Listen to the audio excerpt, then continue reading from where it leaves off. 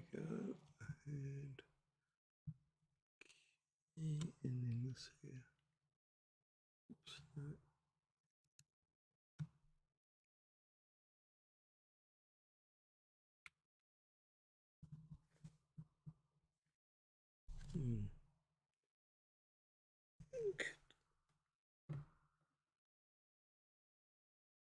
Come down. Just a bit much.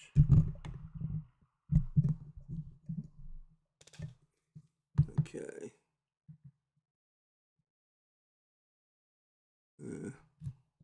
Need to sit back here a bit. Okay. All right. We are. Oh, hang on a minute. I just need to check what's going on here.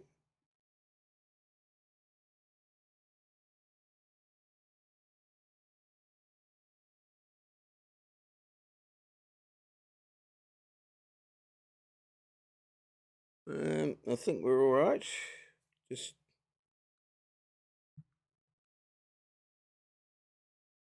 okay.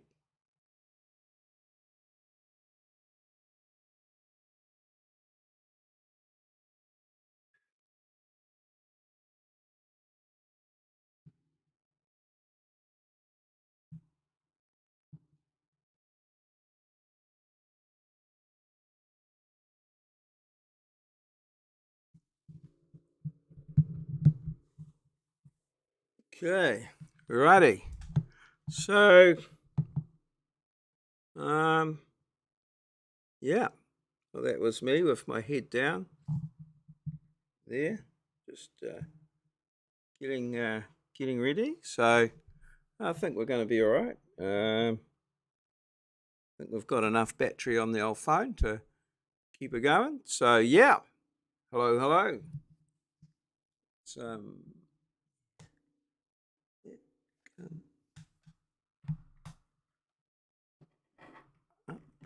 just a tad.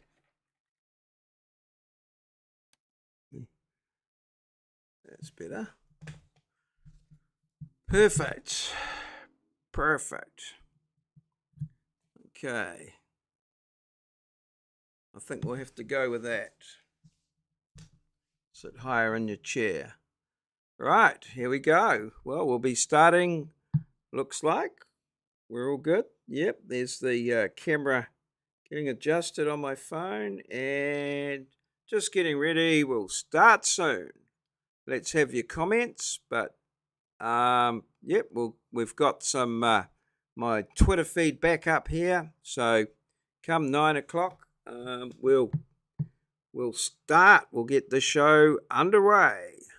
So had a few in last night, but tonight might be one of those nights where it's just me. So yeah, let's see what happens. So we're in the last minute before we go live and start the show at 9 o'clock, and we finish at 9:30 New Zealand Standard Time, 13 hours ahead of GMT. So yeah, there you go. 9 o'clock, we're off. And we change to the Twitter scene, and there we see the tweet there. I'll just drop it down a little bit. Oh, wrong. Click over here. Okay, so we just got to drop that down up a little bit. There we go. Okay, Miss Fly by Night. First thing that comes to mind when you see this video? Well, I'm reminded of the ancient mariner. I must return to the sea again. Well, so I think that's the ancient mariner anyway. Yes, the instinct of the sea creatures, although that's going parallel to the shore, I think, but obviously has some sort of mission in mind. I'm not quite sure what, but anyway, a nice nature, right? Nature start to things this evening. Okay, so you can only watch that so many times. Okay, this is the what do we got here? That's about there, down right. So this is the slip on State Highway 25A in the Coromandel, and somehow the road has got to get through. It's still going. Waka Kotahi is our transport agency, NZTA, New Zealand Transport Agency, also known as Waka Kotahi. So, yeah. So, all our engineers that we're training, you come to work. Where are you going to start with that? Now, that, yeah, be interesting to follow up and see what solution they come up with for that. It's very unstable ground by the look of it. Coromandel, sort of looks like it looks like talpo ash to me, or that sort of soils associated with that. But I'm no expert. That's the Armco that's hanging in there with those posts. So those posts are like 6x6 posts, or maybe 4x4. I don't know. They look a bit skinny, those ones, but 6x6 posts. And yeah, you can't even see the other side in that picture. So, that's a tough one. I found this very interesting. Let's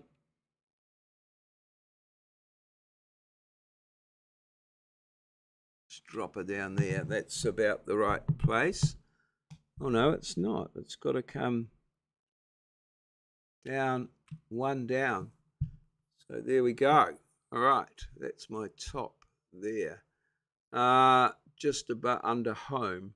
Okay, I bet a lot of money it's not 200 years before it happens again. So the fiercest rainfall across Auckland on Friday, 27th January, was described by NIWA as at least a 1 in 200 year event. And on that day, Auckland's Albert Park was drenched with about 280 millimetres of rain in under 24 hours and 211 in under 6 hours. So these are in terms of rainfall intensity, or this is my understanding. I must add, I'm no expert, but I have been around these things a little bit over the years. So typically we talk about the 1 in 100 year storm, and really it's a percentage. It's AEP, annual expect. I don't know what that stands for. I just looked that up, but it's sort of like, of all the events, this is, there's a 1% chance of it occurring, and as a 1 in 200 year event, there's a 0.5% of it occurring. So, yeah, the sort of easy way to explain it, I guess, is that these are a once in 100 year event, but it's a statistical measure. So you could have two 1 in 100 year events, year on year, but it's an average. So, every 100 years you get one event like this, or, something like that. So that's what's here. Now, a 1 in 100 year event is pretty major event, but a 1 in 200 year event, well, that's us 2 times. It's a huge scale. And so, this is how we measure. So when we talk about design, when we talk about design, we, obviously we don't design for a 1 in 100 year event. We typically, I'm not, it's been a long time since I've been in, but typically we might design for a 1 in 10 year event, or a 1 in 5 year event, but we allow for the 1 to 100 or the 1 to 200 year event by minimizing the damage, by minimizing the damage. So, like the classic example is if you're building a street, you have the road below the houses. So, in your big events, the road floods, but the houses are above the flood level. And so that way, the road might be flooded for 2 or 3 days to give it time for the system, the stormwater system, to, drain the water away. I mean, like if you imagine, you have like a soft drink bottle and you put a hole in the bottom, it takes a certain amount of time for the water to come out. And if you put a bigger hole, it takes less time. And if you, have a, like a bucket and you turn it upside down, it pretty much comes out immediately. So, it depends on the size of the pipes leading away and then that water. So what that means is that the householders are inconvenienced maybe for 2 or 3 days, once every 100 years, which, you can deal with that. That's no biggie. But, so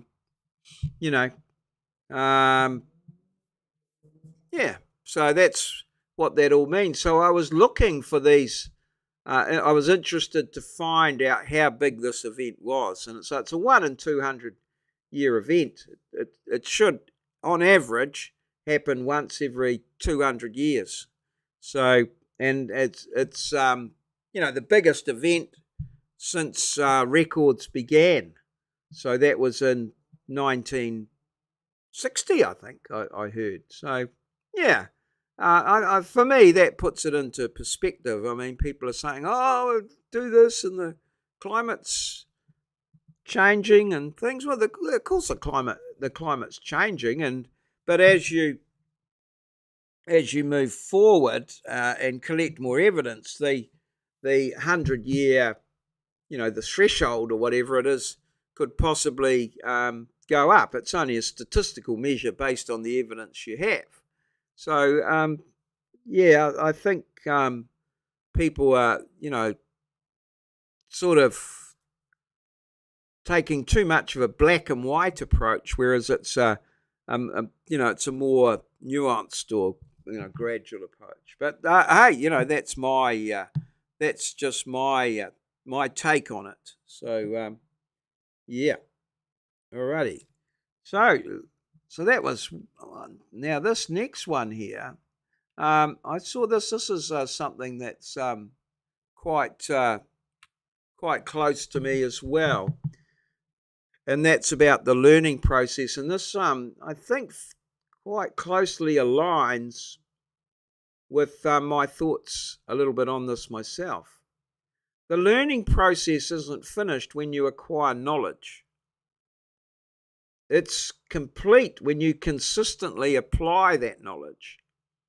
And many people accumulate information, far fewer use it to evolve and improve.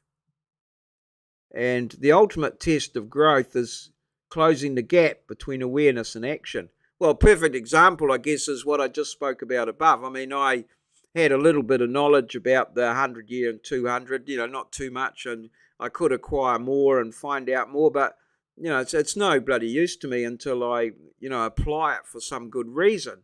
And I'm not working in that field. So, whereas I find this a lot with my, I teach CAD drawing. And I can, as the students start, they start from a place of no knowledge. And, they learn a lot as they go away and they practice and fail and, in little challenges and need to more help, and gradually they build their knowledge up and their application of the knowledge up, and then at the end of my course, some of them are quite proficient at it, but then they stop too. That's the other thing, is that you've got to keep your knowledge and things up to date, So they stop, and then they come back maybe a year later and do the next course and the thing, and they've gone back. They don't have that. They don't. Well, they possibly have the sort of knowledge, but the application of it is important too, and they're unable to. They've got to learn stuff again. Obviously, when they relearn faster and find more stuff out there faster. But yeah, that's how it all goes. So interesting. I'm going good tonight, I think. I hope. Fingers crossed. And there's nobody here to see me. Whereas the other night, I had heaps of people there, and I was pretty bloody awful, really. But that's life. So, like with these things here, I keep just trucking along, and I get better and better. This is just a picture of golly. We thought we had it bad.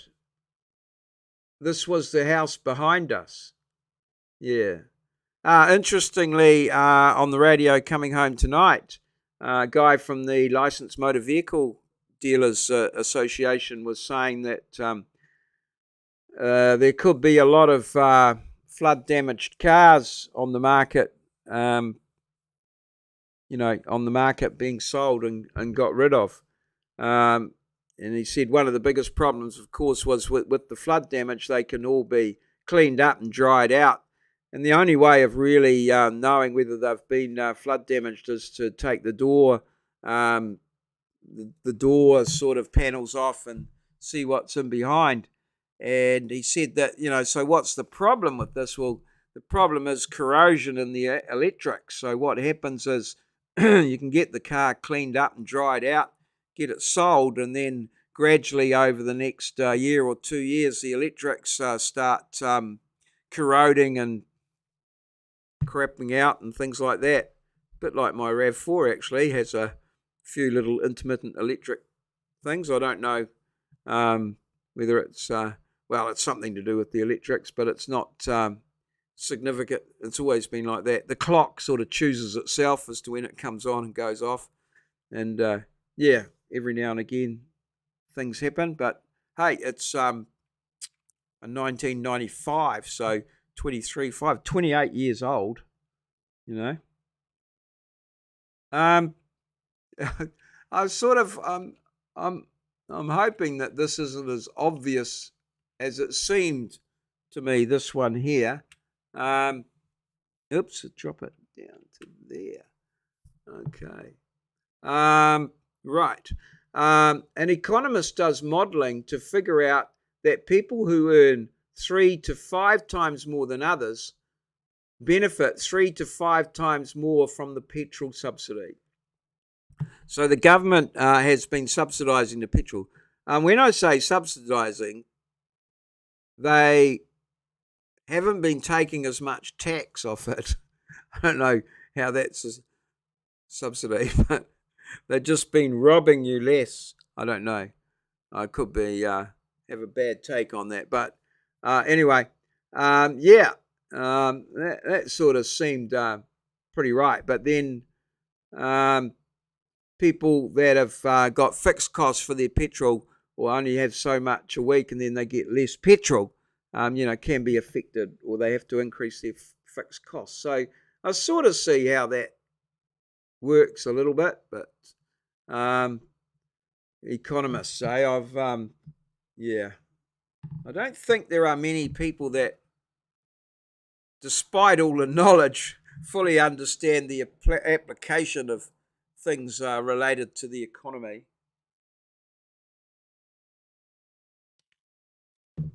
But anyway, we'll see how we go. Okay, so we're not. Apparently we've got 2 people in there. If you're watching, drop me a comment. I really appreciate it. Just let me know you're there. Perhaps it's me and myself. I think it possibly is. a different side of Japan. I see people post these little pictures. That's just beautiful, isn't it? If you love traveling to Japan and want to see some hidden gems and travel trips in your feed, be sure to smash the follow button. Every day I publish helpful articles and beautiful images to help you get off the beaten path and discover a different side of Japan. Yeah, it's intriguing country there, Japan. This is that same road that I showed before on State Highway 25, I think.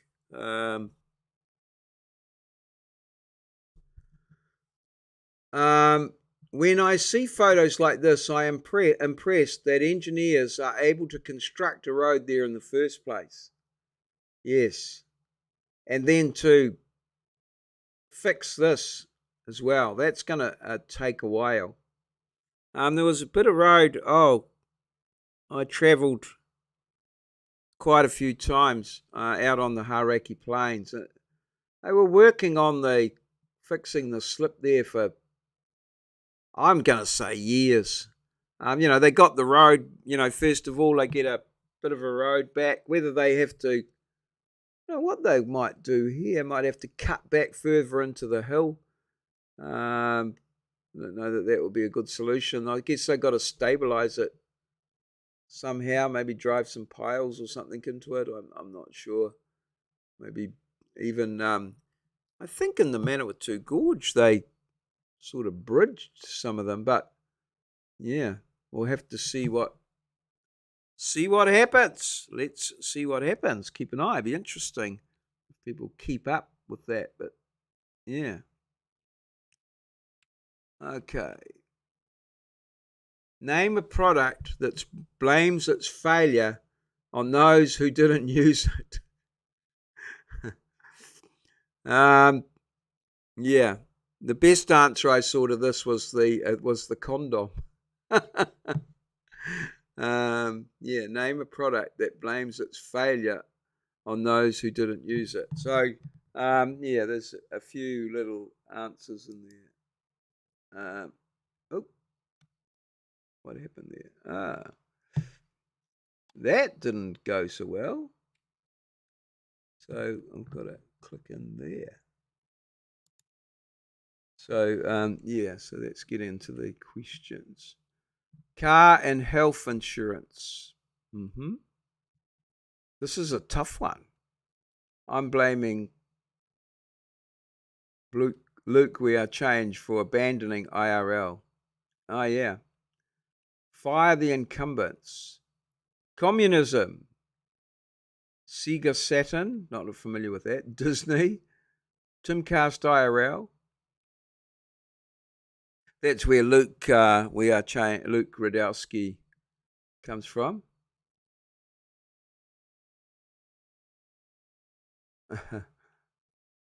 Condoms, yeah, that was one. COVID jabs, CNN. Learn what your audience wants. Very hard, I know. I'm not jabbing them. Give them. Okay. Anything produced by Disney. Printed newspapers and magazines. Many newspaper owners failed to change to online viewership, and then they just failed.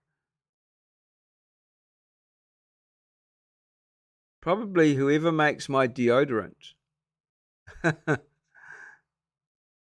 Yeah. Yeah, deodorant was quite a common one. Seatbelts. Yeah, tricky little question there. Makes you think, I guess. Makes you think. Made you blink, as we used to. Okay, moving right along.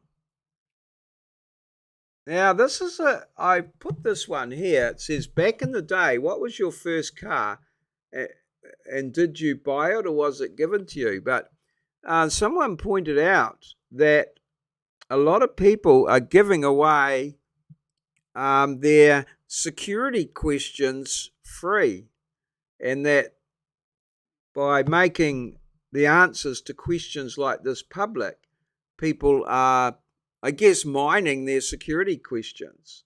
So, yeah, if you're going to answer this question, make sure that it's not one of your security questions, or probably best maybe just steer away from answering it. But look at those cars. Look at them. The old, golly, I think they're all, it's American, I think, Chevrolets. Oh, some people would know. Um, all, all there. The old, they'll be worth a lot today. A lot. Yeah. Some of those old cars there. Oh, when that, what date that is? Maybe late 50s, early 60s, perhaps? Yeah. Cool. All right.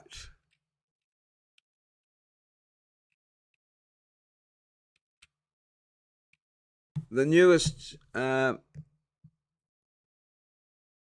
member of the family adopted from the shelter. Any suggestions for a name? Oh, is it a dog or a cat? I think it's a dog. I suggested Stripe. I just like Stripe, but most people in the thing were suggesting Tigger. But it's a dog. Okay. Mine was my name was not it was species fluid. So it was a stripe. Stripe, I thought. Hair stripe. Yeah. Okay. Now, next. What do you think of the PSYOP? What the next PSYOP will be? I've never quite fully understood what a PSYOP is, to be honest. I should really look that up. I am. I'm going to do that now. I'm going to Google PSY. It's one of those words I think I know what it means, and I read it, but I don't really know what it means. Psychological operations. Operations to convey selected information and indicators to audiences to influence their emotions. PSYOP. Psychological operations. Okay, I'm reading that from Google. You couldn't possibly see all of that. So what have they got? Economic collapse. I think that's World Economic Forum, yeah.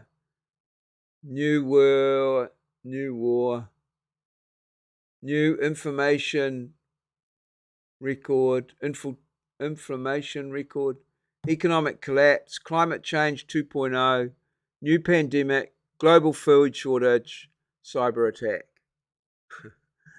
Yes.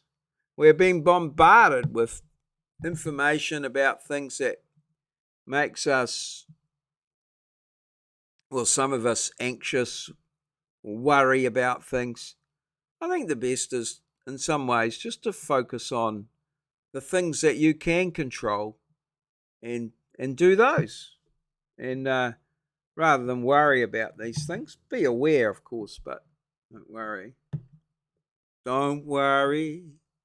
Be happy. Every little thing gonna be all right. What movie is this clip from? So I'm not a big movie buff, and I was thinking if I had someone in my life, they might know. I think it's that looks like Sylvester Stallone, and I'm going to say Rocky, but I think some people suggested Rocky 2, so it's definitely, I think, one of the Rocky movies. There, oh yeah, it's got the hands all taped up for the boxing thing. So I haven't seen the movie, so yeah. And right, this one here. Maybe it's just because I need some light relief, but I'm enchanted by the fact that Australia has a new bogan airline called Bonza, with airplanes named Sheza, Bazza, and Sheila.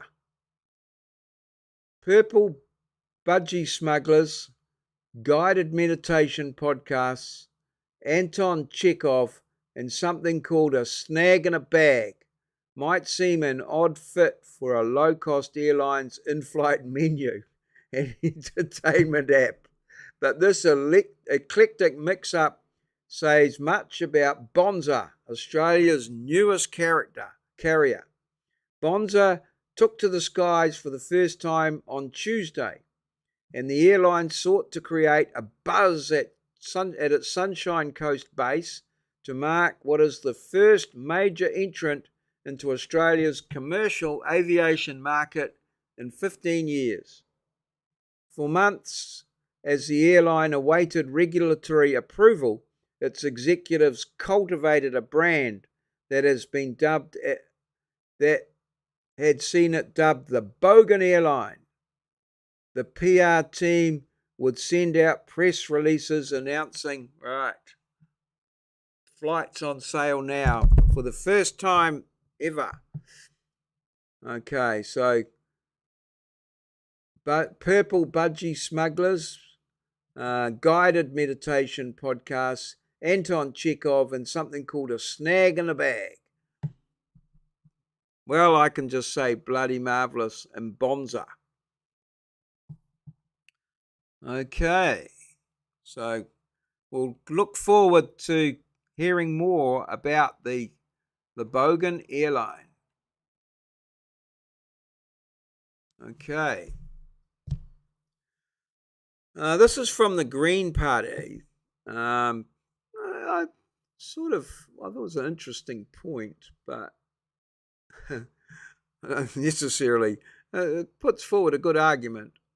For the cost of 1 year of the fuel tax cut, which some are calling a subsidy, the government could have bought a free e-bike for every uni and high school student in the country, or doubled Best Start to $130 per week. I think that's a sort of an allowance for young people working, and made it universal for all. And made it universal for all under fours. It might be some sort of childcare thing. Sorry.